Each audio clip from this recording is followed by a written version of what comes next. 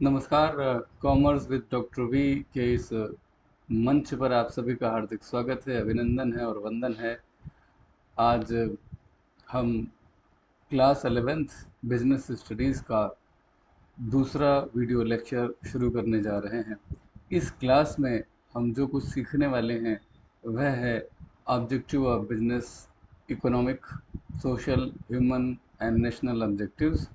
दूसरा जो टॉपिक होगा वह होगा classification of business activities, industry and commerce. यानी कि इस वीडियो में हम बिजनेस के क्या क्या ऑब्जेक्टिव्स हैं उन्हें पढ़ेंगे और साथ ही साथ हम यह भी जानेंगे कि बिजनेस में जो मुख्यतः दो एक्टिविटीज़ होती हैं वो कौन कौन सी हैं, इंडस्ट्री क्या है और कॉमर्स क्या है। तो आइए करते हैं शुरुआत आज के इस वीडियो क्लास की।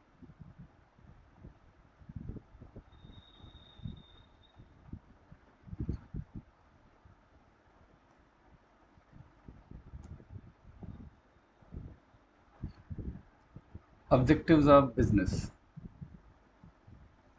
जैसा कि आप सभी लोग देख पा रहे हैं, मुझे लगता है कि आप सभी को ये क्लास में स्क्रीन विजिबल होगी।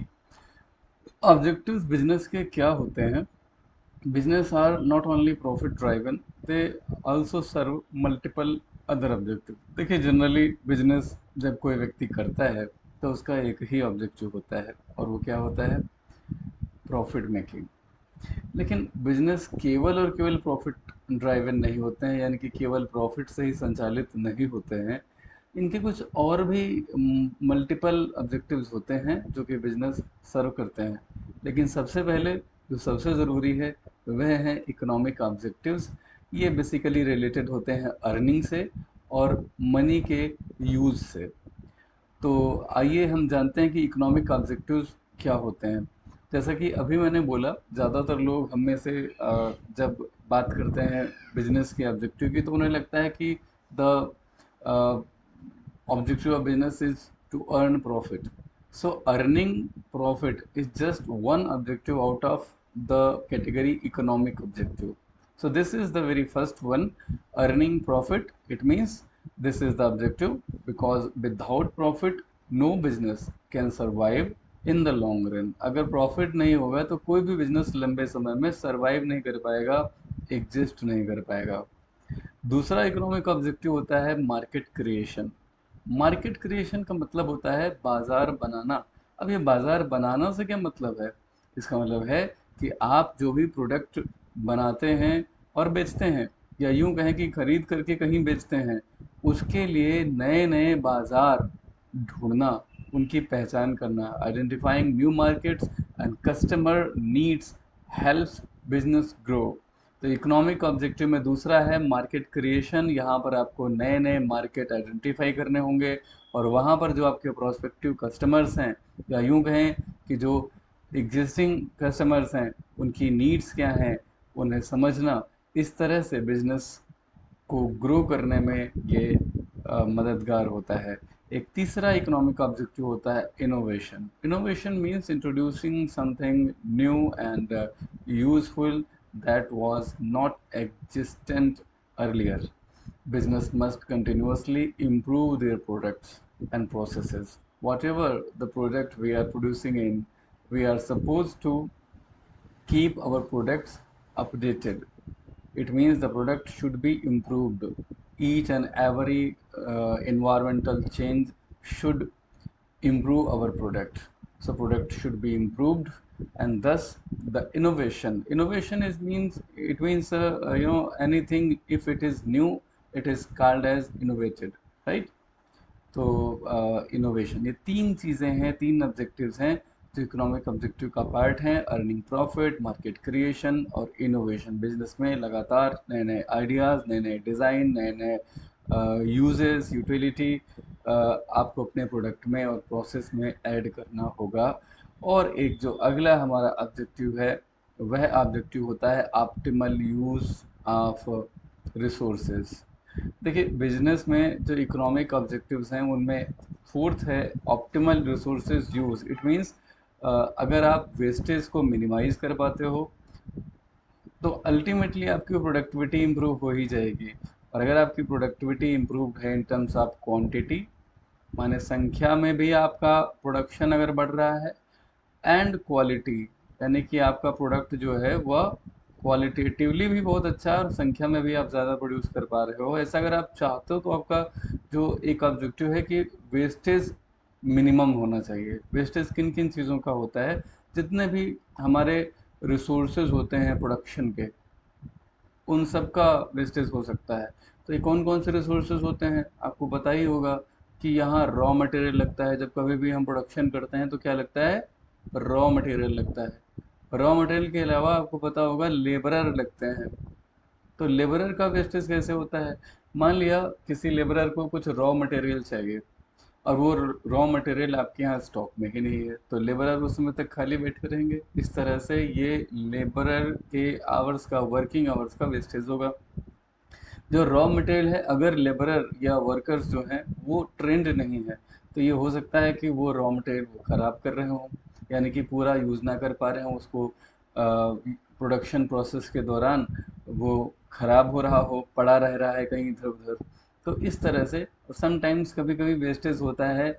जो अदर प्रोडक्शन के रिसोर्सेज होते हैं, वो कौन कौन से होते हैं आपको पता ही होगा। रॉ मटेरियल हो गया, लेबर हो गया, कैपिटल हो गया, लैंड हो गया। तो इनका भी मिनिमम वेस्ट हो।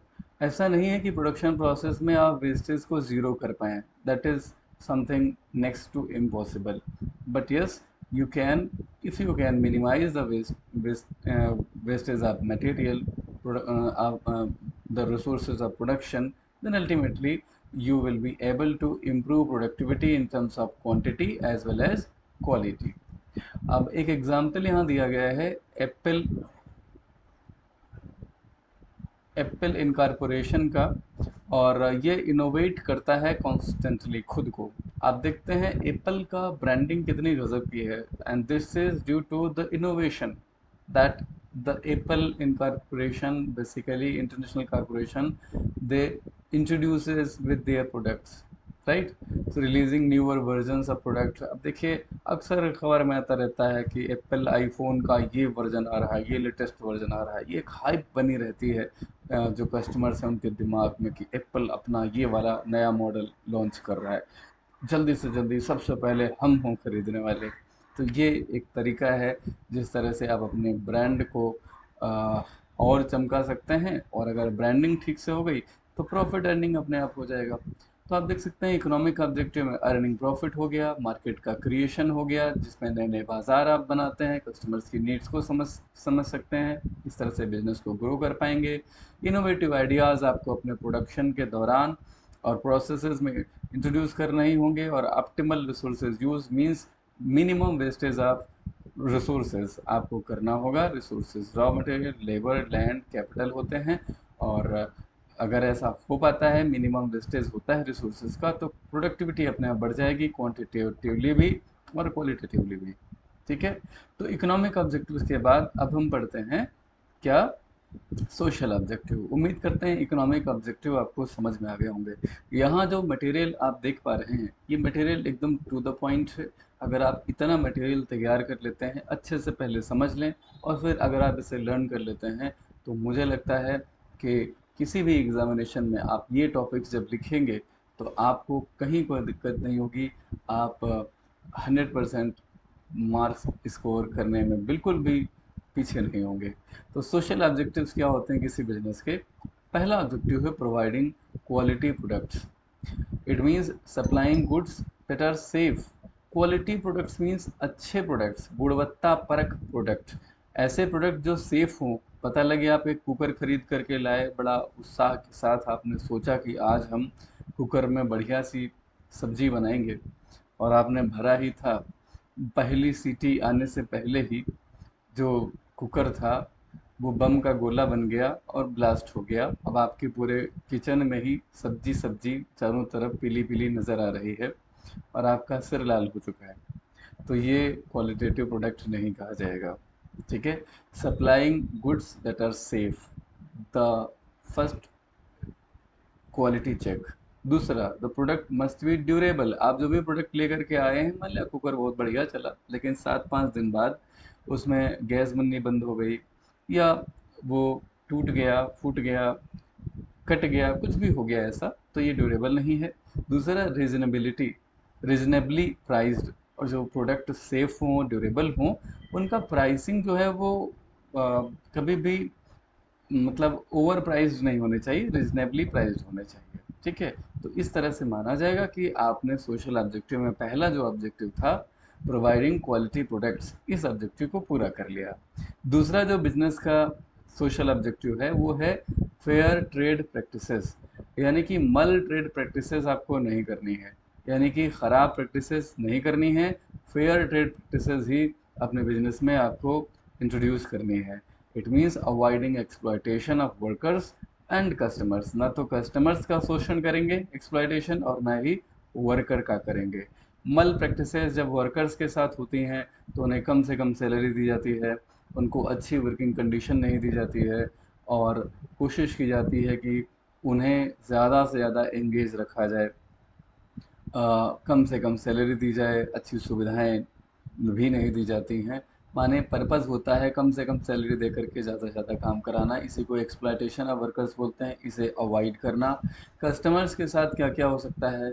कस्टमर के साथ अंडर वेइंग होता है। अंडर वेइंग का मतलब होता है कि आप जो है जितना कहते हैं उतना पूरा नहीं देते। आपके जो बाट हैं जिनसे आप तौल करके देते हैं, मान लिया 1 kg का आपका बाट है, जिससे आप वेट कह लीजिए, वेट है, तो उसे अगर आप देख रहे हैं कि वो घिस गया है, पुराना हो गया, और उसमें 1000 ग्राम्स में आप दे रहे हैं उसको 950 ग्राम, 970 ग्राम, 980, 90 ग्राम, तो ये अंडरवेइंग है, ये मल प्रैक्टिस है। इसके अलावा अडल्टरेशन, अडल्टरेशन का मतलब होता है मिलावट। अगर आप मिलावट कर रहे हैं, this is also not allowed. ठीक है, इसके अलावा ओवर प्राइसिंग, ये सब कस्टमर को एक्सप्लॉइट करने के तरीके हैं, you must avoid if you are going to fulfil the social objectives, right? Then the third social objective is employment generation, offering jobs to people, reducing unemployment of the country where you are doing your business। जहाँ पर भी business कर रहे हैं वहाँ के नागरिकों के प्रति आपकी जिम्मेदारी होती है। आपको क्या करना होगा कि आपको एम्प्लॉयमेंट जनरेट करना होगा, जॉब ऑफर करें जहाँ आप रहते हैं वहाँ के लोगों को या उस देश के लोगों को, और इस तरह से रिड्यूस करना होगा अनएम्प्लॉयमेंट। इसमें थोड़ा सा जितना भी आपका कंट्रीब्यूशन आप कर सकते हैं, you are suppose to do that. And the fourth social objective is community development. Community development means social work. यहाँ आपको कोई स्कूल खोलना है, या अगर कोई स्कूल चल रहे हैं तो उनको सपोर्ट करना है। हॉस्पिटल्स को भी सपोर्ट कर सकते हैं, पब्लिक इंफ्रास्ट्रक्चर में कहीं पे कोई सड़क बनवा सकते हैं, टॉयलेट बनवा सकते हैं। इसका एग्जाम्पल एक तो यहाँ है, Tata group runs many charitable and educational foundations while still being a highly profitable company. Tata company बहुत सारे एजुकेशनल और चैरिटेबल फाउंडेशंस उन्होंने बनाया है, उनकी स्थापना की, इस्टेब्लिश किए हैं, इसके बावजूद भी वो हाईली प्रॉफिटेबल कंपनी है। इट डजेंट मीन कि अगर आप कुछ पैसा सोशल वर्क पे खर्च करते हो तो आप प्रॉफिटेबल ऑर्गेनाइजेशन नहीं रहोगे, बिल्कुल रहोगे। आपने नाम सुना होगा एयरटेल कंपनी का। तो एयरटेल कंपनी ने एक अपना सोशल ऑर्गेनाइजेशन बनाया जिसको भारती फाउंडेशन कहा जाता है। भारती फाउंडेशन, ये भारती फाउंडेशन ने गुजरात में, वहाँ के एक ज़िले में लगभग 25,000 टॉयलेट बनाए। और ये जो 25,000 टॉयलेट बनाए, इससे कहा जाता है कि वह जो ज़िला था, वह ज़िला उसका कायाकल्प हो गया, क्योंकि गांव में सबसे बड़ी समस्या सैनिटेशन की है, टॉयलेट की है। ठीक है, तो उस ज़िले को उन्होंने ओपन डिफिकेशन फ्री ज़िला घोषित किया। अब आप सोचिए कि 25,000, एक टॉयलेट बनाने में मिनिमम 1 लाख का खर्चा आता होगा। अगर बहुत सस्ते बनाए जाएँ तो भी 50 से 75,000 का खर्चा तो आएगा। इतना खर्चा अगर किया जा रहा है, 75,000 गुणे 25,000 आप करके देख लीजिए, तो आपको लगता है एयरटेल तो जो है पूरी तरह से दिवालिया हो जाए। जी नहीं। जब आप सोशल वर्क करते हैं तो आपका सोशल ऑब्जेक्टिव जो होता है वो फुलफिल सिर्फ नहीं होता, अल्टीमेटली आपका इकोनॉमिक ऑब्जेक्टिव भी फुलफिल होता है, क्योंकि यहाँ आपकी ब्रांडिंग बहुत गजब की हो रही होती है। इसके अलावा एक महत्वपूर्ण बात ये भी है कि CSR, कॉर्पोरेट सोशल रिस्पॉन्सिबिलिटी, इसके तहत भारत सरकार ने कंपनी अधिनियम के अंतर्गत और CSR के लिए अलग से नोटिफिकेशन जारी करके, एक कह लीजिए गजट जारी करके ये व्यवस्था अब बना दी है कि कोई एक निश्चित क्राइटेरिया में अपने प्रॉफिट का 2% सोशल वर्क पे खर्च करना होता है। कहाँ खर्च करना होता है? सोशल वर्क पे। तो पहले तो ये ऐच्छिक था, फिलहाल अभी बड़ी कंपनियों के लिए ये अब मैंडेटरी है। इस पे चर्चा आगे करेंगे। फिलहाल हम अब बढ़ते हैं, तीसरा जो ऑब्जेक्टिव है बिजनेस का, वह है human objective. These are related to the welfare of employees. हमारे यहाँ वर्कर्स जो काम करते हैं उनके वेलफेयर से संबंधित, जैसे कि फेयर वेजेस, आप उन्हें अच्छी मजदूरी दें, उनकी जॉब सिक्योरिटी के लिए कुछ काम करें। यानी कि ज़्यादातर वर्कर आपके यहाँ ऐसे होने चाहिए जो कि परमानेंट होने चाहिए, ना कि एडहॉक बेसिस पे काम करने वाले। ठीक है, उनको ट्रेन करें और साथ ही साथ उनको गुड वर्किंग एनवायरनमेंट दें। अगर आप ऐसा कर रहे हैं तो आप ह्यूमन ऑब्जेक्टिव्स को भी फुलफिल कर रहे हैं। ठीक है, नेशनल ऑब्जेक्टिव किसी बिजनेस के क्या होते हैं, जल्दी से इसे भी कवर करते हैं। This include contributing to economic development, यानी कि जो आपका देश है उसकी इकोनॉमी में, विकास में, उसके डेवलपमेंट में कंट्रीब्यूट करें। कैसे करेंगे? ज़्यादा से ज़्यादा प्रोड्यूस करके, ज़्यादा से ज़्यादा एम्प्लॉयमेंट दे करके, वहाँ के लोगों को, वहाँ के जितने भी रिसोर्सेज हैं, नेचुरल ह्यूमन रिसोर्सेज, उन सब का ऑप्टिमल यूटिलाइजेशन करने में कंट्रीब्यूट करते हुए आप नेशनल ऑब्जेक्टिव को भी अचीव करते हैं।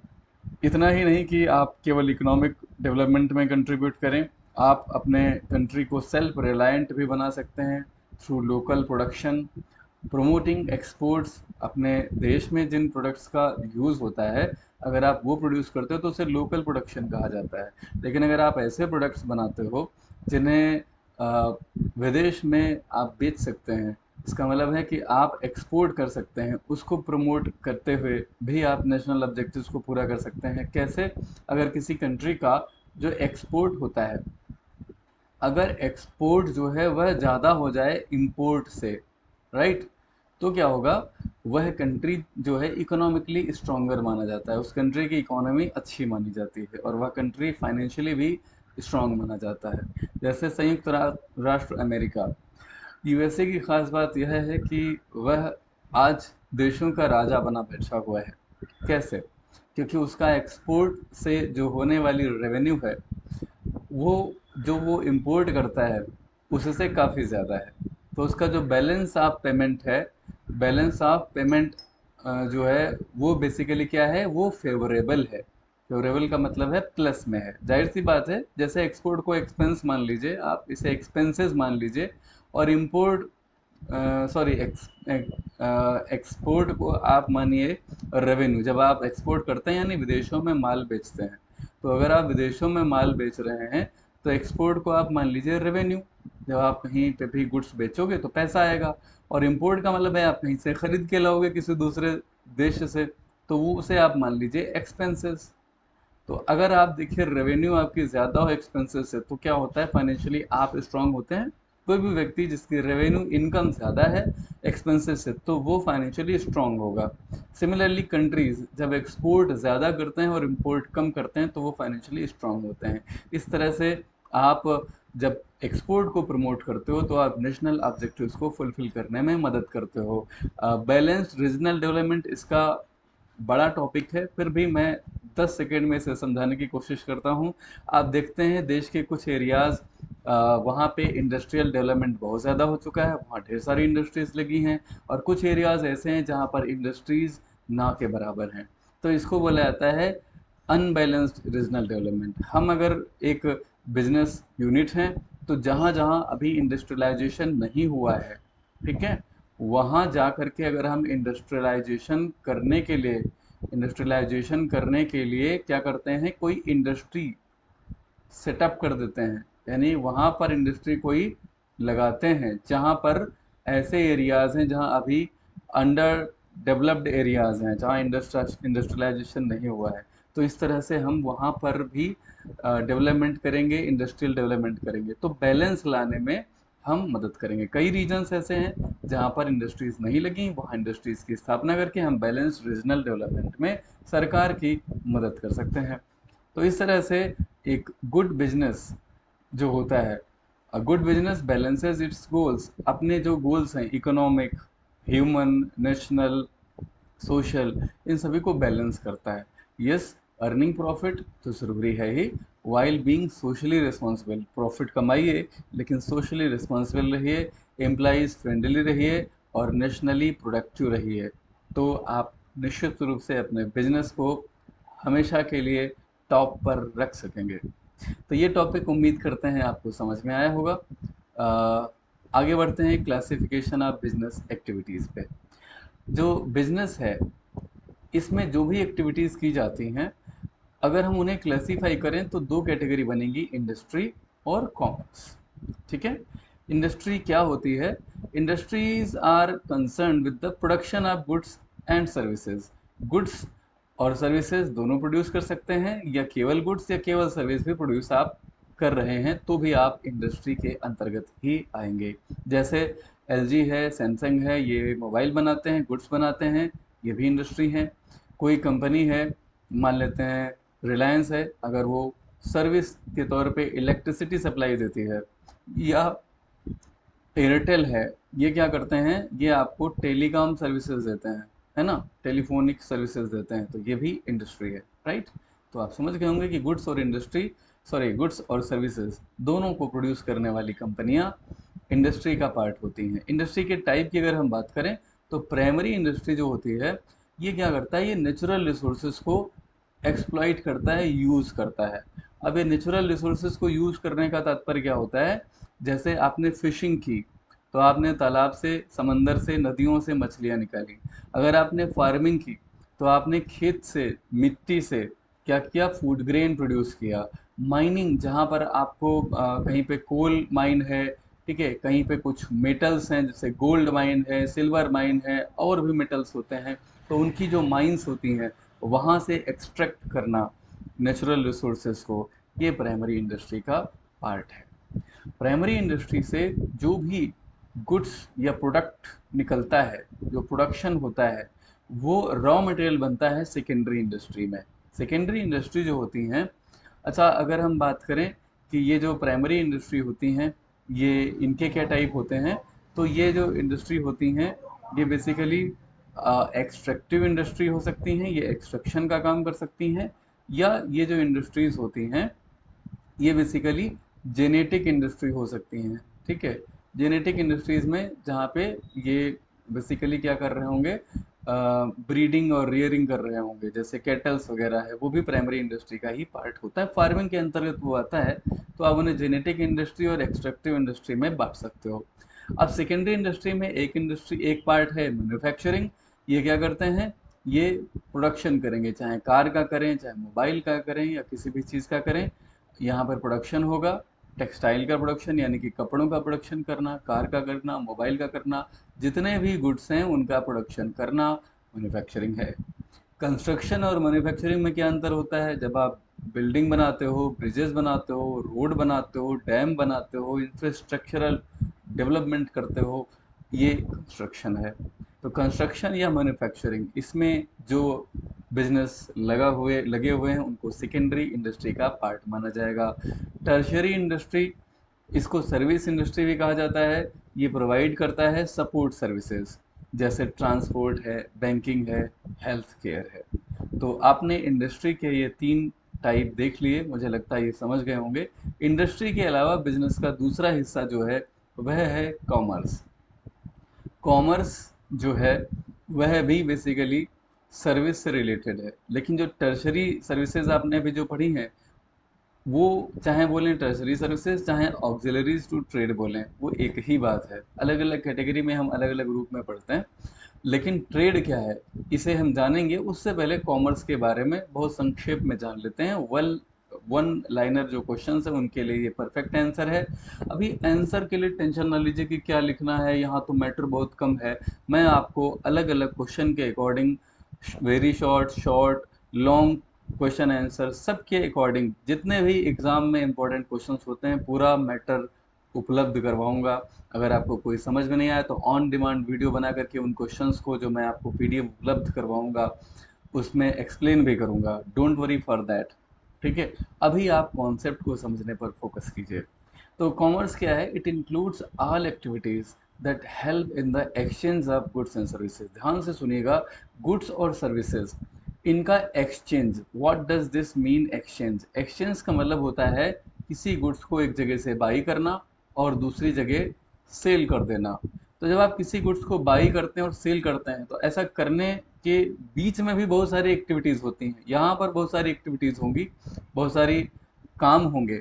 तो वो जो काम होते हैं बीच में उनको ऑक्सिलरीज टू ट्रेड बोला जाता है। ठीक है, तो सबसे पहले हम ट्रेड जान लें। कॉमर्स के दो हिस्से होते हैं। एक्सचेंज का मतलब बाइंग और सेलिंग मान लीजिए गुड्स और सर्विसेज का, इसी को कॉमर्स माना जाता है। Commerce includes all activities that help in the exchange of goods and services. The first activity is trade. Trade means buying and selling goods. अब ये दो प्रकार का होता है। Internal trade, when goods is sold within the country, it is called as internal trade. It is of two types, wholesale and retail. If the goods is bought and sold at bulk in larger quantity, it is a wholesale business. And if it is uh, bought in comparatively lesser amount and sold to the consumer directly, it means जब आप सीधे सीधे consumer को goods बेचते हो तो आप retailer होते हो, रिटेल ट्रेड में होते हो। देश के भीतर जब ये बिजनेस किया जाता है होलसेल और रिटेल का, तो इसी को इंटरनल ट्रेड कहा जाता है। एक्सटर्नल ट्रेड क्या होता है? जब आप एक्सपोर्ट करते हो, जब आप दूसरे देश में यहाँ प्रोड्यूस करो या यहाँ खरीदो और आप दूसरे देश में बेचो, इसको एक्सपोर्ट कहा जाता है। और जब आप दूसरे देश से खरीद करके लाते हो अपने देश में बेचने के लिए, इसको इंपोर्ट कहा जाता है। इन सारे टॉपिक्स को डिटेल में हम आगे के चैप्टर्स में पढ़ेंगे। ठीक है, इसके अलावा जो अ, आगे की जो टॉपिक हैं वह हैं auxiliaries to trade. Auxiliaries to trade में आता है सबसे पहले वो सर्विसेज जो बिजनेस को बाई करने के बाद सेल करने के बीच में आती हैं। ट्रांसपोर्ट, गुड्स जो एक जगह बनता है उस गुड्स को बिकना तो कहीं दूसरी जगह होता है ना। तो जहाँ वो बना है वहाँ से वहाँ पहुँच सके जहाँ पर वो बिकने वाला है। यानी कि अगर कश्मीर में कहीं एप्पल उगाया गया लेकिन वो लखीमपुर खीरी में या सीतापुर में या लखनऊ में अगर वो बिक रहा है, तो कश्मीर से लखीमपुर खीरी तक पहुँचाने के लिए जिस सर्विस का इस्तेमाल किया जाएगा उसको ट्रांसपोर्ट सर्विस कहा जाएगा। ये ऑक्सिलरीज टू ट्रेड में सबसे पहला है। ये गुड्स को मूव कराने में मदद करता है। बैंकिंग, आपको पता होगा बिजनेस को सबसे ज़्यादा ज़रूरत होती है फाइनेंस की। तो बिजनेस को जो फाइनेंस उपलब्ध कराता है, जहाँ पे बिजनेस अपना पैसा जमा भी कर सकता है, उसको बैंक कहा जाता है। तो banking services, banking is the support system, the financial support system that provide the business finance as and when it is needed. Insurance की अगर हम बात करें तो इंश्योरेंस, बहुत सारा रिस्क होता है बिजनेस में। जब आप एक जगह से गुड्स दूसरी जगह ले जाते हैं तो एक्सीडेंट हो सकता है, और भी तरह तरह के कारण हैं जिसकी वजह से गुड्स लॉस हो सकता है, जैसे आग लग जाए, चोरी हो जाए। तो उन सारे रिस्क को जो प्रोटेक्शन देता है लॉस के अगेंस्ट, वो इंश्योरेंस कंपनियां होती हैं। वेयर हाउसिंग, जब आप एक गुड्स कहीं बनाते हो, कभी भी प्रोडक्शन करते हो, तो प्रोडक्शन करने के तुरंत बाद वह बिक नहीं जाता। प्रोडक्शन और सेल के बीच में जो टाइम गैप होता है, इस टाइम गैप को कैसे फुलफिल किया जाए, तो उसके लिए वेयर हाउसिंग होती है। बड़े बड़े गोदाम गोडाउन बनाए जाते हैं जहाँ पर उन गुड्स को स्टोर करके रखा जाता है। आपको पता होगा कि जून के इस महीने में जब आप कॉटन के कपड़े पहन रहे हो, तो ऐसा नहीं कि ये अभी जून में ही बनाया गया है। ये उस समय बनाए जाते हैं जिस समय आप सर्दियों में कंबल और रज़ाई की डिमांड कर रहे होते हो। उस समय जो कॉटन के कपड़े बनते हैं उन्हें वेयर हाउसेज में स्टोर कर लिया जाता है, और जब डिमांड इसकी रेज होती है तुरंत उसकी सप्लाई वेयर हाउसिंग के ज़रिए ही तय हो पाती है। एडवर्टाइजिंग, ये एक महत्वपूर्ण सर्विस है जो कि गुड्स को प्रमोट करती है, किसी बिजनेस को सपोर्ट करती है। यहाँ पर एडवर्टाइजिंग की जगह कुछ लोग मानते हैं कि यहाँ कम्युनिकेशन होना चाहिए, क्योंकि एडवर्टाइजिंग कम्युनिकेशन का सिर्फ एक पार्ट है। कम्युनिकेशन का मतलब होता है गुड्स को अगर एक जगह से दूसरी जगह बेचना है तो रिटन या ओरल एक दूसरे से मैसेज का एक्सचेंज करना ही कम्युनिकेशन कहलाता है। एडवर्टाइजिंग जो है वो मास कम्युनिकेशन का एक पार्ट है। क्या है? मास कम्युनिकेशन का एक पार्ट है। तो यहाँ मुझे लगता है कि एडवर्टाइजिंग बिजनेस के लिए बहुत इंपॉर्टेंट है, बिल्कुल है, लेकिन उसमें कम्युनिकेशन अगर आप रखते हैं यहाँ तो वो ज़्यादा ब्रॉडर होगा। एडवर्टाइजिंग भी कुछ कुछ बुक्स में आपको देखने को मिलेगा, लेकिन मैंने यहाँ पे कम्युनिकेशन को आपको बता दिया है। एडवर्टाइजिंग गलत बिल्कुल भी नहीं, इसीलिए एडवर्टाइजिंग ही यहाँ पे रखा था। ये बिल्कुल पिन पॉइंटेड है, टू द पॉइंट है एडवर्टाइजिंग। ठीक है, क्योंकि बिजनेस की सेल में एडवर्टाइजिंग ही हेल्प करती है। हम यहाँ पढ़ रहे थे बाइंग के बाद सेलिंग करने में जो बीच में एक्टिविटीज की जाती हैं वो, तो उसमें एडवर्टाइजिंग ही होगा। इनसाइट इस टॉपिक की अगर हम बात करें तो industry create goods, industry goods को बनाती है, कॉमर्स इंश्योर करती है कि वह फाइनल कंज्यूमर तक पहुंच जाए। तो इसी के साथ आज का ये वीडियो पूरा होता है। आपने इस वीडियो को देखा, आप सभी का बहुत बहुत आभार, बहुत बहुत धन्यवाद।